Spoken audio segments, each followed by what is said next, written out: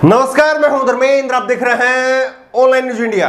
दो बड़ी खबर, एक खबर देश की जीडीपी से जुड़ी हुई और दूसरी खबर देश की बेरोजगारी से जुड़ी हुई। दोनों खबरें आपस में गुथी हुई है। जीडीपी गिरेगी तो बेरोजगारी तो बढ़नी ही बढ़नी है।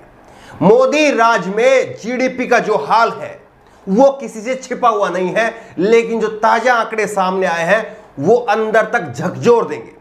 किस तरह से जीडीपी लगातार नीचे जा रही है और देश की बेरोजगारी लगातार ऊपर जा रही है। ये आंकड़े अपने आप में झकझोर देंगे। और एक बात मैं हमेशा कहता हूं कि आंकड़े बोरियत करने वाले होते हैं, लेकिन फिर भी आप आंकड़ों को जोर दे करके समझने की कोशिश कीजिए, क्योंकि एक एक आंकड़े के अंदर कई कई जिंदगियां फंसी होती है। अगर एक व्यक्ति की नौकरी जाती है तो वो आपके लिए एक आंकड़ा होगा, लेकिन सोच करके देखिए उस एक व्यक्ति की नौकरी जाने के पीछे 10 लोगों का उसके साथ में जुड़ाव होता है।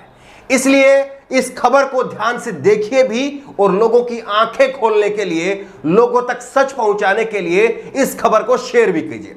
पहली खबर से शुरुआत करते हैं, और पहली खबर आई है जिसमें अप्रैल और मई के महीने में 2 महीने के अंदर 20 से 30 साल के 2,70,00,000 युवाओं की नौकरी चली गई है। जो नौजवान तबका है हमारा, जो व्हाट्सएप यूनिवर्सिटी पर बहुत सारे इनमें से मोदी भक्त भी होंगे, उन लोगों की नौकरी चली गई है। 2,70,00,000 लोगों की नौकरी चली गई है। सोचिए कितनी बड़ी अपने आप में ये जो है वो फिगर है, कितना बड़ा आंकड़ा है। 2,70,00,000 लोगों की नौकरी चला जाना, और ये भी 2 महीने के अंदर, अप्रैल मई के महीने में ये हुआ है। अब सोचिए ये जो बेरोजगारों की भीड़ है, ये बेरोजगारों की भीड़, जिस दिन इस भीड़ को यह समझ में आ गया कि हमारी नौकरी जाने के पीछे किसकी नीतियां हैं। देखिए निश्चित तौर पर कहीं ना कहीं कोरोना भी जो है वो मौजूदा हालात के लिए जिम्मेदार है, लेकिन कोरोना से पहले ही देश की जो जीडीपी है, देश की जो बेरोजगारी है, जीडीपी का घटना और बेरोजगारी का बढ़ना वो शुरू हो चुका था। इस बात को भी समझना जरूरी है। कोई मोदी सरकार का मंत्री, मोदी सरकार अगर ये कहती है कि केवल कोरोना जिम्मेदार है, तो उनके साथ में हम बहस करने के लिए तैयार हैं कि ऐसा बिल्कुल नहीं है। और कोई अगर आपको अंधभक्त ये कहता है कि कोरोना है उसकी वजह से नौकरियां जा रही है, महंगाई बढ़ रही है, जीडीपी गिर रही है, तो उससे आप ये पूछिए कि उससे पहले कौन सा स्वर्ग था यहां पर उससे पहले कौन सी नौकरियां बढ़ रही थी, उससे आप ये तर्क कर लीजिए। लेकिन आप देखिए कि किस तरह से ये आंकड़ा अपने आप में डराने वाला है, और ये आंकड़ा और किसी का नहीं है। ये आंकड़ा है CMIE का, ये भारत सरकार का आंकड़ा है, और ये खुद भारत सरकार ये मान रही है कि 2,70,00,000 लोगों की नौकरियां चली गई। अब इसमें सबसे बड़ी जो हैरान करने वाली बात यह है कि इसमें 11% वो लोग हैं जो 20 से 24 साल के हैं, और इनकी संख्या जो है वो 3,42,00,000 थी, और अब वो घट करके 2,09,000 रह गई है। तो सबसे ज्यादा जो मार पड़ी है वो युवाओं के ऊपर पड़ी है। और मोदी सरकार के पैकेज के बारे में भी बात करेंगे कि मोदी सरकार ने क्या पैकेज दिया था, उसके क्या परिणाम रहे, उनके ऊपर भी बात करेंगे। लेकिन ये आंकड़ा जो है वो अपने आप में चौंकाने वाला है। Centre for monitoring Indian economy CMI ने मंगलवार को यह जानकारी दी। उसने कहा कि देश में 20 से 30 साल के आयु वर्ग के 2,70,00,000 युवाओं को अप्रैल में अपनी नौकरी से हाथ धोना पड़ा। तो यह जानकारी जो है वो अपने आप में चौंकाने वाली है। अब आप समझिए कि कैसे देश की जीडीपी जो है वो खतरे से खाली नहीं है। देश की जीडीपी कहां पर पहुंच गई है ये आप देखिए। भारत की जीडीपी को लगा झटका। 4 दशकों में सबसे खराब प्रदर्शन। 2020-21 वित्त वर्ष में 7.3 की गिरावट, तो 7.3 की गिरावट हो गई है, और जीडीपी जो है वो -7.3 में चल रही है। इसके पीछे की वजह क्या है? इसके पीछे की वजह यह है कि लगातार मोदी सरकार ने जो आर्थिक नीतियों के सलाहकार होते हैं उनकी सलाह को नजरअंदाज किया है। पूर्व प्रधानमंत्री डॉक्टर मनमोहन सिंह ने चिट्ठी लिखी, चिट्ठी लिख करके 5 पॉइंट बताए कि आप इन 5 पॉइंटों के ऊपर काम करिए, आप देश को उभार सकते हैं। लेकिन उस चिट्ठी को कूड़ेदान में फेंक दिया गया, और उल्टा मनमोहन सिंह को बेइज्जत करने के लिए दूसरे मंत्रियों को काम पर लगा दिया गया। प्रधानमंत्री की तरफ से भी इस पर जवाब नहीं आया। एक पूर्व प्रधानमंत्री ने प्रधानमंत्री को चिट्ठी लिखी थी, लेकिन उस पर कोई जवाब नहीं आता है, और किस तरह से उल्टा उनको जो है वो बदनाम करने का काम किया जाता है ये देश ने देखा है। लेकिन उसके परिणाम पूर्व प्रधानमंत्री जी डॉक्टर मनमोहन सिंह की सेहत पर तो असर नहीं पड़ा, लेकिन देश की सेहत पर जरूर असर पड़ा। और देश की सेहत कितनी सिकुड़ गई है वो आप देख लीजिए। ये आप देखिए कि ILO की रिपोर्ट है और भारत में बेरोजगारी 30 सालों के सर्वोच्च स्तर पर वर्ष 2020 में 7.1% रही। तो भारत की जो बेरोजगारी है, और ये खबर है 29 मई 2021 की, और इसमें अमर उजाला की खबर है और इसमें कहा कि 30 सालों में सबसे ज्यादा बेरोजगारी अब है भारत के अंदर। ये हाल अपने आप में जो है वो डराने वाले हैं। लेकिन अब देखिए कि मोदी सरकार और मोदी सरकार का 20 लाख करोड़ रुपए का वो पैकेज याद करिए, पिछले साल दिया था मोदी सरकार ने 20 लाख करोड़ का पैकेज। क्या हुआ उस पैकेज का? अगर वो पैकेज दिया गया था तो इतनी गिरावट क्यों आई? ये सीधा सवाल पूछिए। ये खबर आप देख लीजिए, लाइव हिंदुस्तान की खबर है, 12 मई 2020 की खबर है।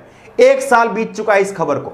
एक साल पहले मोदी सरकार ने 20 लाख करोड़ रुपए के आर्थिक पैकेज की घोषणा की थी, लेकिन उस 20 लाख करोड़ रुपए के पैकेज का अभी तक क्या हुआ किसी को कुछ नहीं मालूम है। आप ये देखिए कि प्रधानमंत्री नरेंद्र मोदी ने अपने रात के 8 बजे के संबोधन में, उनका 8 बजे का जो संबोधन होता है वही अपने आप में जो है वो ऐसा है कि देश ने हमेशा उससे घाटा उठाया है।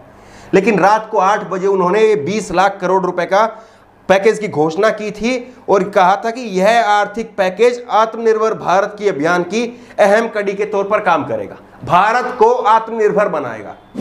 लेकिन भारत किस तरह से कंगाल बनता जा रहा है ये सबके सामने है। हमने देखा है कि किस तरह से मोदी सरकार की लापरवाही की वजह से, लापरवाही यहां पर शब्द इस्तेमाल किया जा रहा है, और इसकी वजह है कि पहले से सरकार ने कोई प्लान बना करके नहीं रखा, और इसीलिए पाकिस्तान जैसे देशों ने हमें मदद की पेशकश की।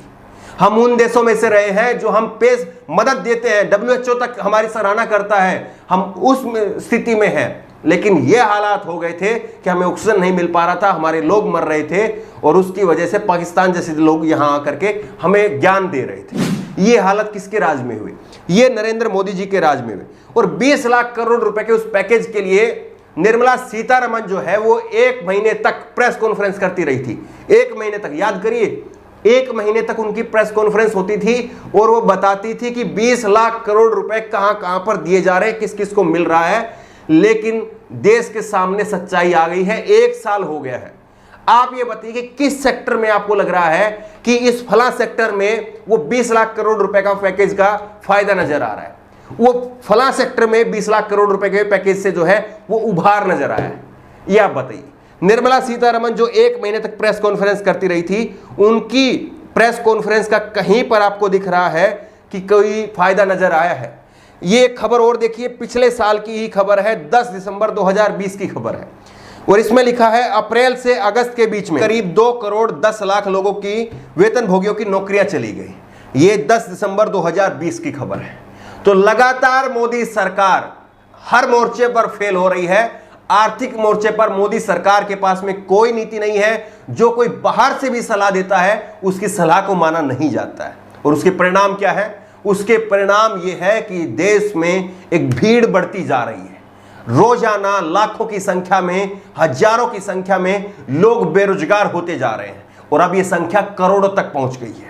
सोचिए कि इन करोड़ों लोगों के दिमाग में जिस दिन यह बात आ गई कि हमारी इस दुर्दशा के लिए कौन जिम्मेदार है, उसका क्या हाल करेंगे ये लोग। ये 2 करोड़ लोगों ने अगर दिल्ली की तरफ कूच कर दिया तो दिल्ली कहां पर जाएगी? ये सोचिए।